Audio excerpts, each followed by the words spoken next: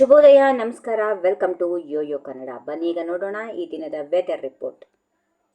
ಕರ್ನಾಟಕ ರಾಜ್ಯದಲ್ಲಿ ಹವಾಮಾನದಲ್ಲಿ ಮಿಶ್ರ ಬದಲಾವಣೆಗಳು ಕಂಡುಬರುತ್ತಿವೆ. ಭಾರತೀಯ ಹವಾಮಾನ ಇಲಾಖೆ ಮುನ್ಸೂಚನೆಯಂತೆ ದಕ್ಷಿಣ ಒಳನಾಡಿನ ಕೆಲವು ಜಿಲ್ಲೆಗಳಲ್ಲಿ ಹಗುರ ಮಳೆಯ ಸಾಧ್ಯತೆ ಇದ್ದರೆ, ಉತ್ತರ ಕರ್ನಾಟಕದಲ್ಲಿ ಶೀತ ಅಲೆ ಮತ್ತು ಕಡಿಮೆ ತಾಪಮಾನದಿಂದ ಚಳಿ ಮುಂದುವರಿಯಲಿದೆ. ಉಳಿದ ಭಾಗಗಳಲ್ಲಿ ಮಾತ್ರ ಒಣ ಹವೆ ಇರಲಿದೆ.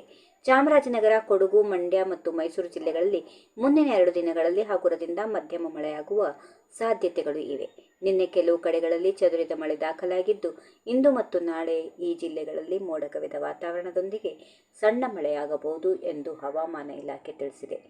ಉಳಿದ ಜಿಲ್ಲೆಗಳಲ್ಲಿ ಒಣಹವೆ ಮುಂದುವರಿಯಲಿದ್ದು, ಮಳೆಯ ಸಾಧ್ಯತೆಗಳು ಕಡಿಮೆ ಇವೆ. ಉತ್ತರ ಕರ್ನಾಟಕದ ಒಳನಾಡು ಭಾಗಗಳಾದ ಬೀದರ್, ವಿಜಯಪುರ ಮತ್ತು ಕಲಬುರಗಿ ಜಿಲ್ಲೆಗಳಲ್ಲಿ ಶೀತ ಅಲೆಯ ಪ್ರಭಾವ ಮುಂದುವರಿಯಲಿದೆ. ಕಡಿಮೆ ತಾಪಮಾನದಿಂದ ಬೆಳಗ್ಗೆ ಮತ್ತು ರಾತ್ರಿ ಚಳಿಯ ಪ್ರಭಾವ ತೀವ್ರವಾಗಿ ಇರಲಿದೆ.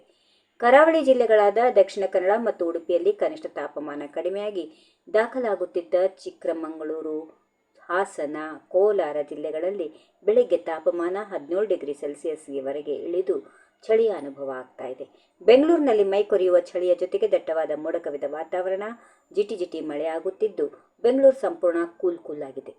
ಗರಿಷ್ಠ ತಾಪಮಾನ 27 ಡಿಗ್ರಿ ಸೆಲ್ಸಿಯಸ್ ಇರಲಿದ್ದು, ಕನಿಷ್ಠ ತಾಪಮಾನ 19 ಡಿಗ್ರಿ ಸೆಲ್ಸಿಯಸ್ ದಾಖಲಾಗಲಿದೆ. ಮಡಿಕೇರಿಯಲ್ಲಿ ಗರಿಷ್ಠ ತಾಪಮಾನ 27 ಡಿಗ್ರಿ ಸೆಲ್ಸಿಯಸ್ ಇರಲಿದ್ದು, ಕನಿಷ್ಠ 17 ಡಿಗ್ರಿ ಸೆಲ್ಸಿಯಸ್ ದಾಖಲಾಗಲಿದೆ.